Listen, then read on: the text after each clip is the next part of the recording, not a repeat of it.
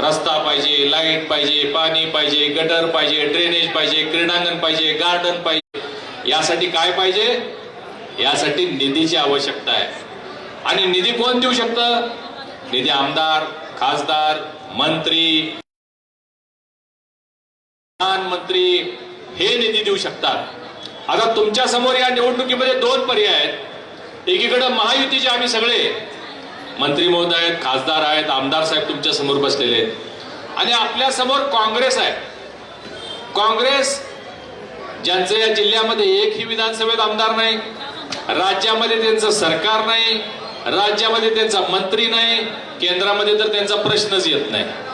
मग मला सांगा, हा निधी कुठून येणार? आज ते तुमच्या समोर येतात आणि म्हणतात की आमच्या काँग्रेसच्या उमेदवारांना मतदान करा, आम्ही तुमचा विकास करू. आज मुश्रीफ साहेब काँग्रेसनं जाहीरनामा प्रसिद्ध केलेला आहे. सूर्य आणि चंद्र सोडून सगळंच देतो म्हणून सांगितलं. रस्ते देणार, कॉन्क्रीटचे रस्ते देणार, क्रीडा संकुल, इंटरनॅशनल क्रिकेटचं स्टेडियम बांधणार, महिलांना बसमध्ये फ्री देणार. 70 बसेस बंद पडलेल्या आहेत केएमटीच्या, त्याला टायर नाही. आणि हे सांगतात आता, म्हणजे कशा पद्धतीनं लोकांना फसवायचं. मला एक साधा प्रश्न तुम्हाला विचारायचा आहे. महिला मोठ्या संख्येने आहेत. अख्ख्या कोल्हापूर शहरामध्ये महिलांसाठी एक तरी पब्लिक टॉयलेट आहे का? तुम्ही माधवा रोडला जाताय, तुम्ही राजारामपुरीत जाताय, शाहूपुरीत जाताय, तुम्ही महालक्ष्मी मंदिरात जाताय, एक सुद्धा पब्लिक टॉयलेट जर तुमच्या इथं बांधता आलं नसेल तर करणार. शिवाय आज तुम्ही जाहीरनाम्यामध्ये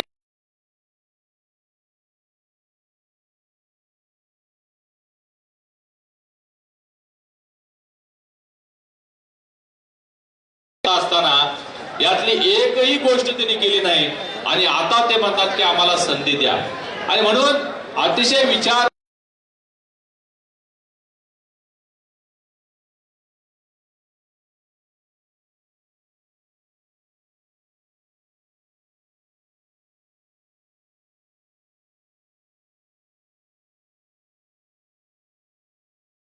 अख्ख्या जगामध्ये अशा पद्धतीची योजना कुठंच नाही आहे. घरकुलं दिलेली आहेत, मोहितेवणीवर या आवास योजनेतून घरकुलं दिलेले आहेत, 10 कोटी दिले आहेत, 12 कोटी घरांमध्ये गॅस सिलेंडर दिलेला आहे, स्वच्छ पिण्याचं मुबलक पाणी, जल जीवन मिशन योजनेतून देशभरामध्ये 2.25 लाख ग्रामपंचायतीमध्ये स्वच्छ पिण्याचं पाणी दिलेलं आहे. परंतु आज सुद्धा आमच्या कोल्हापूरमध्ये अजून सुद्धा आम्हाला पाणी मिळत नाही. थेट पाईपलाईन योजना ही काल्पनिक आहे.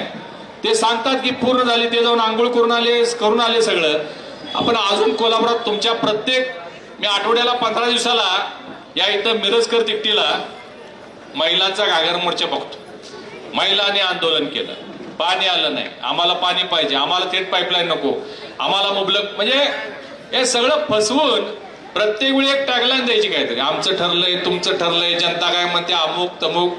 कुणाचं काय ठरलेलं असतं, हे एकट्यानंच ठरलेलं असते. लोकांना फसवायचं काम ते करतात.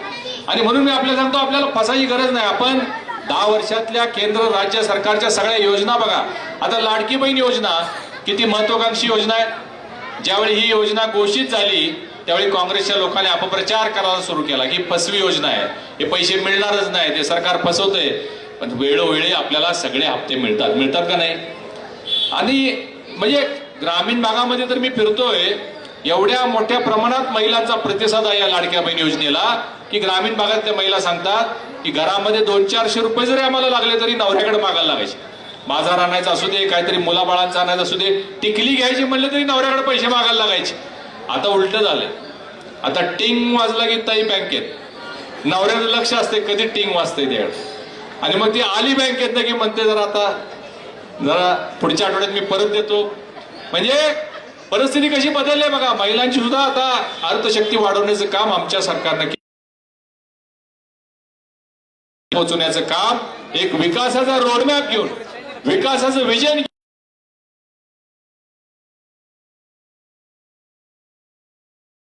कोल्हापूर शहरामध्ये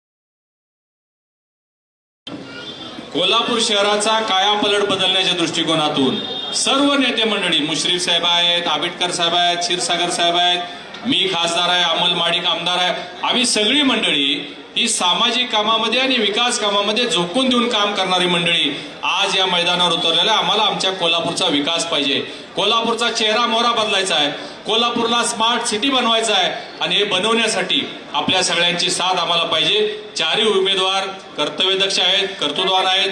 या चारही उमेदवारांना प्रचंड मताधिक्यानं निवडून देऊन या महापालिकेवर महायुतीचा भगवा फडकवा एवढी विनंती करतो आणि थांबतो. धन्यवाद. जय हिंद, जय महाराष्ट्र.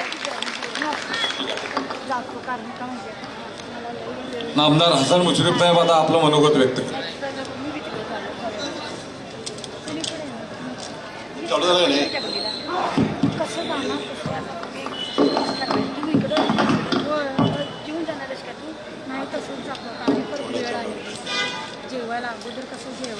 येणाऱ्या 15 तारखेला कोल्हापूर महानगरपालिकेच्या निवडणुकीसाठी आपण सर्वजण मतदान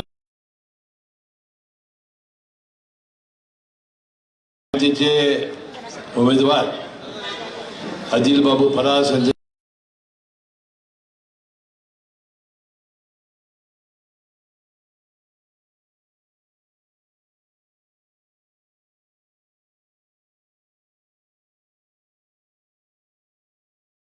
यांचं चिन्ह आहे संगणक, कॉम्प्युटर.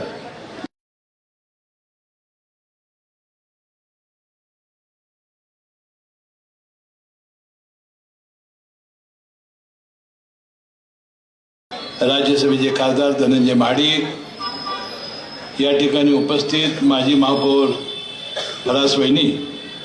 आणि ज्या पद्धतीनं या विभाग तर अशा रस्ते चांगले व्हायचे असतील, आरोग्याच्या सुविधा निर्माण करायच्या असतील, यासाठी निधीची अतिशय आवश्यकता आहे. आणि म्हणून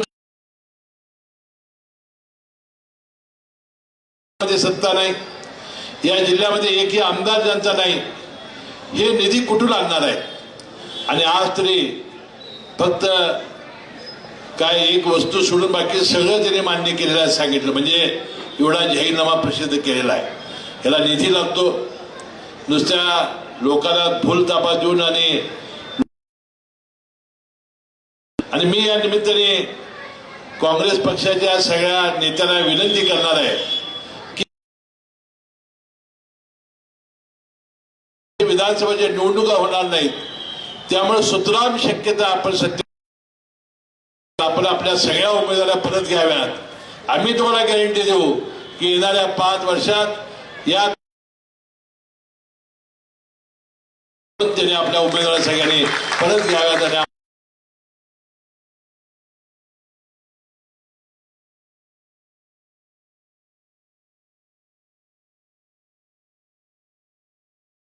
कोल्हापूर शहरामध्ये जी विकासाची कामं आपण चांगली केलेली आहेत त्यांनी पूर्ण केलेला आहे. अंबाबाईचा आराखडा होतोय. या पुराच्या पाण्यापासून जो वेढा आपल्या शहराला बसतोय त्याला 3-4 हजार कोटी खर्च करून सरकार पाणी वळवणार आहे. त्याशिवाय या कोल्हापूर शहराचा चेहराने मोहरा बदलण्यासाठी अनेक चांगल्या योजना, मग विमानतळ असेल, रेल्वे स्टेशन असेल, कन्व्हेन्शन सेंटर असेल, छत्रपती प्रमिला राजे CPR हॉस्पिटल हे पूर्णपणाने बदलण्याचं काम असेल, किंवा शेटा पार्कमध्ये राजश्री छत्रपती शाहू महाराज वैद्यकीय महाविद्यालयाचं होणारं काम आणि प्रचंड प्रमाणात 1100 बेड्स होणारं सर्वात फास्टेस्ट बांधकाम असलेलं हॉस्पिटल असेल, या सगळ्या सुविधा आपण देण्यामध्ये महायुती सरकार यशस्वी झालेलं आहे. मला वाटतं या कामाबरोबर गोरगरीब आणि सामान्य माणसांची सुद्धा योजना राबवण्याचं काम हे सगळे आमचे नगरसेवक करतील. मग संजय निराधार योजनेमध्ये विधवा, परित्यक्त्या भगिनी, मला वाटते 65 वर्षाच्या वरचे आई वडील, नंतर दिव्यांग लोक यांची सेवा ते चांगल्या पद्धतीने करतील. त्याशिवाय बांधकाम कामगारांच्या योजना ज्या आहेत की त्यांच्या जीवनाचे कोट कल्याण करणाऱ्या योजना हे नगरसेवक राबवतील. आणि आपल्या सेवेसाठी सातत्यानं धावून येणारं, रात्री बेरात्री त्याला जर आपण हाक दिली तर तुमच्या सेवेला हजर राहतील, अशा प्रकारचं काम हे चारही आमचे नगरसेवक करतील असा विश्वास मी या निमित्ताने व्यक्त करतो. बंधू भगिनींनो, या गरीब माणसाच्या बरोबर आपण ज्याचा उल्लेख मगाशी खासदार साहेबांनी केला की आपल्या देशाचे पंतप्रधान नरेंद्र मोदी साहेबांनी 80 कोटी जनतेला या देशातील त्यांनी मोफत धान्य, तांदूळ आणि गहू देण्याचा उपक्रम राबवलेला आहे. जगात सर्वश्रेष्ठ योजना ठरलेली आहे. 55 कोटी लोकांचं जनधन खात्यामध्ये आपल्या महिलांच्या सह खातं बँकेत उघडण्याचं काम नरेंद्र मोदी साहेबांनी केलं आणि डीबीटीद्वारे पैसे आपण आपल्या खात्यावर वर्ग करतोय. गेल्या वर्षी मुख्यमंत्री एकनाथ शिंदे साहेब होते आणि दोन्ही उपमुख्यमंत्री एकनाथ शिंदे साहेबांचे मुख्यमंत्री आणि देवेंद्र फडणवीस साहेब आणि अजितदादा पवार यांच्या नेतृत्वाखाली मुख्यमंत्री लाडकी बहीण योजना त्यांनी आणली आणि 1500 रुपये लाडक्या बहिणीला महिलांना देण्याचा निर्णय घेतला. आणि गेल्या दिवाळी दसऱ्याची आठवण ठेवा, 7,500 आईला आणि 7,500 मुलीला 15,000 रुपये एका घरामध्ये आल्यानंतर बाजारपेठा फुल्ल झाल्या, ज्याचा उल्लेख खासदार साहेबांनी केला. नवऱ्याने अनेक बायकांच्याकडनं पैसे उसने घेतले, अजून परत दिले नसले तर ते परत देतील. परंतु गेल्या वर्षभरामध्ये 46,000 कोटी खर्च करून लाडक्या बहिणीला, महिन्याच्या बहिणीला निधी देण्याचा प्रयत्न आमच्या सरकारने केलेला आहे आणि आम्ही 2100 रुपये देण्याचं वचन दिलेलं आहे. येणाऱ्या 15 तारखेला आपण राष्ट्रवादीचं घड्याळ चिन्ह आहे, आदिल फरासांचं, आजगेरकरांचं चिन्ह आहे धनुष्यबाण, वैष्णवी जाधवांचं घड्याळ चिन्ह आहे आणि शिवसेना पुरस्कृत पवारांचं संगणक आहे. या 40 चिन्हासमोरचं बटन खटाखट दाबा.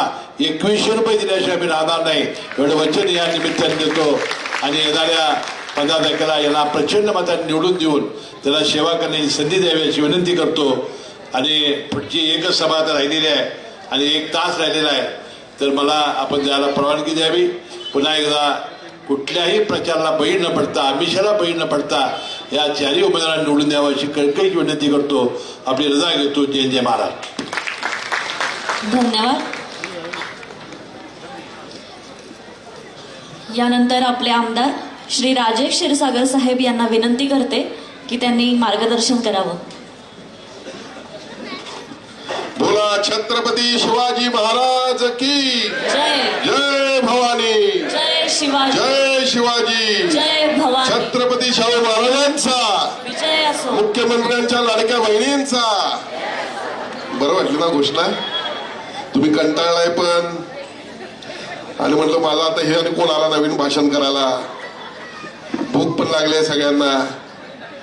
आणि मग मुख्यमंत्र्यांनी लाडक्या बहिणीचे नातं तयार केले म्हटल्यावर घोषणा द्यायला पण काय हरकत नाही. मला वाटतं हे नातं असं तयार झालेलं आहे की हे नातं कोण तोडू शकत नाही. काँग्रेस तर मुळीच तोडू शकत नाही. कारण काँग्रेसने घोषणा केली होती की विधानसभा झाल्यावर लाडकी बहीण बंद होणार. ते काही झालं नाही. विधानसभा झाली, आता महापालिका आली, महापालिका झाल्यावर देखील होणार नाही. कारण हे महायुतीचं वचन आहे. मी आपल्याला एवढंच सांगतो की 1500 जे 2100 होतील पण ही योजना बंद होणार नाही. आणि या योजनेमध्ये आता नवीन एक पुन्हा सुधारणा झालेली आहे. आपल्याला माहित आहे की नाही मला माहित नाही, कदाचित मागच्या कोणी नेत्यांनी या ठिकाणी बोललं नाही बोललं, पण तुमचे 1500 रुपये जे तुमच्या अकाउंटवर येतात त्यावरती आता नॅशनलाइज बँक तुम्हाला 1 लाख रुपये तुमचा कुठलाही व्यवसाय करायला कर्ज देणार आहे की जेणेकरून आमची भगिनी ही सक्षम झाली पाहिजे. ही आमची काम करण्याची पद्धत आहे. खरं म्हणजे मला या ठिकाणी जास्त विकासावर वगैरे बोलायचं नाही आहे, तरी पण काही गोष्टी आपल्याशी निश्चितपणे बोलत असताना या विभागाचे उमेदवार अ गटाचे माझे मित्र, छोटे बंधू सन्माननीय अश्किन गणी आजरेकर, सन्माननीय सौ वैष्णवी वैभव जाधव वहिनी, सौ अमृता सुशांत पवार वहिनी, माझे छोटे बंधू आणि या भागाचे एक खंबीर नेतृत्व माझे मित्र सन्माननीय आदिल फरास साहेब, या प्रचारासाठी व्यासपीठावर उपस्थित असणाऱ्या आमच्या आईसाहेब माजी महापौर फरास, सर्वच मान्यवर, समोर उपस्थित असणाऱ्या सर्व माता भगिनी व बांधवांनो, आता व्यक्त केलं सन्माननीय मुश्रीफ साहेबांनी आपलं मनोगत व्यक्त केलं. खरं म्हणजे आपल्याला बदल सुरू आहे जाणवतंय. मला एक खंत वाटते.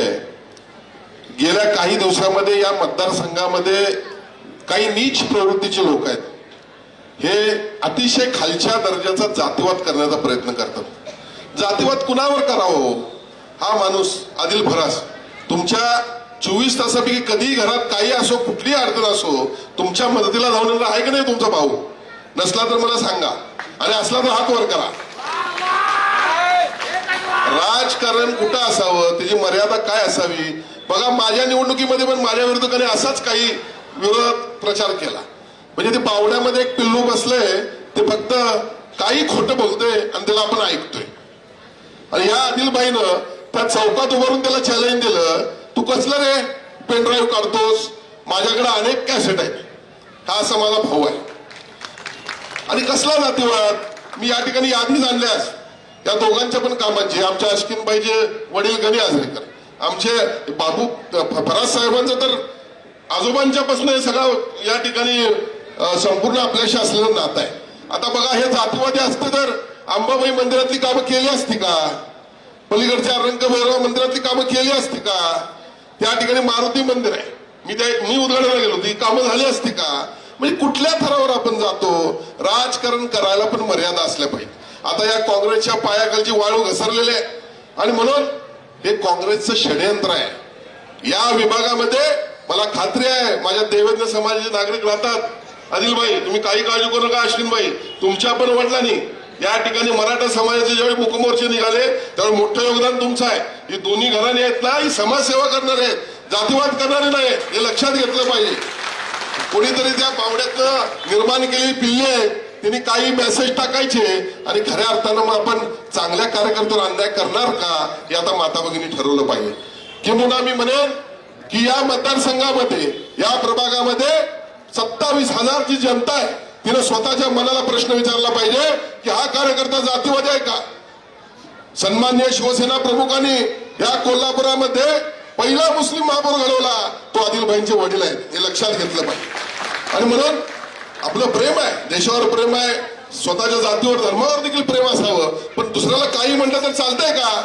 आणि या अशा पद्धतीच्या प्रवृत्तींना आपण या निवडणुकीमध्ये ठेचलं पाहिजे, लक्षात घेतलं पाहिजे. ही जाणीवपूर्वक चाललेली ही षडयंत्र आहे. या फराज घराण्याच्या विरुद्ध असून दे, आजरेकर घराण्यांच्या विरुद्ध असून दे, पण आपण स्वतःला विचार करून पाहिलं पाहिजे. एवढी मोठी विकासाची कामं त्यांच्या हातातून झालेली आहेत, वेळोवेळी आपल्या मदतीला येणारी लोक आहेत, आणि असं असताना महायुतीचे उमेदवार आहेत, सगळ्यात महत्वाचे महायुतीचे उमेदवार आहेत.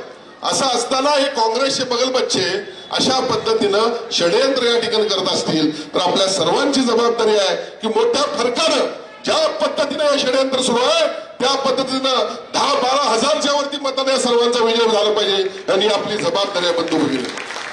खऱ्या अर्थानं हे शहर हे शाहू महाराजांचं शहर आहे. या ठिकाणी जातपात धर्म आपण सर्व एकमेकात मिळून मिसळून राहतो. काही वेळा अशा पद्धतीनं काही प्रकार केले जातात, आणि त्यामुळे मग समाजामध्ये हे अंतर घडत जातं. खरं म्हणजे आपण ह्या सगळ्या गोष्टी घडून दिल्या नाही पाहिजे. अर्थात आता निवडणूक म्हणल्यावर या ठिकाणी महत्वाचा विषय हा विकास आहेच. आपण पाहता गेल्या काही दिवसामध्ये कोल्हापूरचं विमानतळ पाहावं, गेल्या काही दिवसामध्ये कोल्हापूरचं रेल्वे स्टेशन पाहावं, रंकाळा पाहावा, अशा अनेक गोष्टी आपण या गेल्या काही दिवसामध्ये केलेल्या आहेत. आणि म्हणून येणारा काळ अत्यंत महत्वाचा आहे आपल्या कच्च्या पच्च्यांच्या पुढच्या भवितव्यासाठी. या ठिकाणी आपल्याला गार्डन झाले पाहिजेत, ग्राउंड झाले पाहिजेत, या सर्व सोयी सुविधा आपल्याला पुढच्या काळामध्ये करायच्या आहेत. खरं म्हणजे आपल्याला माहित आहे आयटी पार्क हा महत्वाचा विषय आहे, आयटी पार्कचा महत्वाचा विषय आपल्या दृष्टीने आहे, आणि म्हणून हे देखील आपल्याला करायचं आहे. मला खात्री आहे की येणाऱ्या या निवडणुकीमध्ये आपल्या सर्व उमेदवारांना आपण मोठ्या ताकदीनं निवडून द्याल अशी अपेक्षा या ठिकाणी व्यक्त करतो. आणि परत एकदा मी आपल्याला आव्हान करतो, कळकळीची विनंती करतो की कोणत्याही परिस्थितीमध्ये काँग्रेसनं हे काही षडयंत्र रचलेलं आहे, जातीवाद करून आपल्या चांगल्या कार्यकर्त्यांना नुकसान करण्याचा त्यांचा प्रयत्न आहे. या षडयंत्राला या भागातील तमाम सर्व जाती धर्माच्या नागरिकांनी बिलकुल भीक घालू नये अशा प्रकारचं आवाहन करत या सर्वांना विजयी करावं अशी या ठिकाणी आपल्याला विनंती करतो. आणि माझे 2 शब्द संबोधतो. धन्यवाद. जय हिंद, जय महाराष्ट्र. मी जास्त वेळ घेणार नाही, मी फक्त 4 उमेदवारांची या ठिकाणी ओळख करून देतो. कारण या मतदारसंघामध्ये छोटीशी घटना अशी घडली की या एक उमेदवार आम्हाला बदलावा लागला, चुकून एक थोडं टेक्निकल प्रॉब्लेम झाल्यामुळं. या मतदारसंघाचे आमचे 4 जे उमेदवार आहेत त्यामध्ये अ गटातले उमेदवार जे आहेत ते अश्किन गणी आजरेकर आहेत. ब गटातल्या उमेदवार आहेत आमच्या वैष्णवीताई वैभव जाधव आहेत. क गटातले उमेदवार अमृताताई सुशांत पवार आहेत. आणि ड गटाचे तुमचे लाडके उमेदवार सन्माननीय आदिल बाबू फरास या सर्वांना आपण मोठ्या फरकाने विजय करावं अशी विनंती या ठिकाणी आपल्याला करतो थांबतो. आणि महत्वाचं म्हणजे या ठिकाणी जितू सलगर साहेब पुढे गेली आहेत का, यांनी एक मोठा त्याग केलेला आहे सर्वांना निवडून आणण्यासाठी या निवडणुकीमध्ये माघार घेतलेली आहे. यांचं देखील या ठिकाणी अभिनंदन करूया. आपल्या सर्वांना या ठिकाणी मनपूर्वक धन्यवाद देत आपल्या माझ्या वाणीला विराम देतो. धन्यवाद.